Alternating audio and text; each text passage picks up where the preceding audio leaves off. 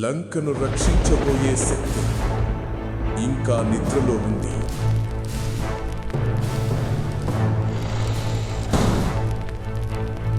ఆ నిద్ర శాపంగా మారుతుంది. కుంభకర్ణుణ్ణి మేల్కొల్పేందుకు రాక్షసులు నినాదాలతో గర్జిస్తున్నారు. ఆయన శ్వాసలు పర్వతాలను కదిలించే శక్తి కలవవి. మేలుకో ఓ అగ్ని పర్వత, మేలుకో కుంభకర్ణ. నన్ను మేల్కొల్పిన వారు నా రౌద్రాన్ని చూస్తారు.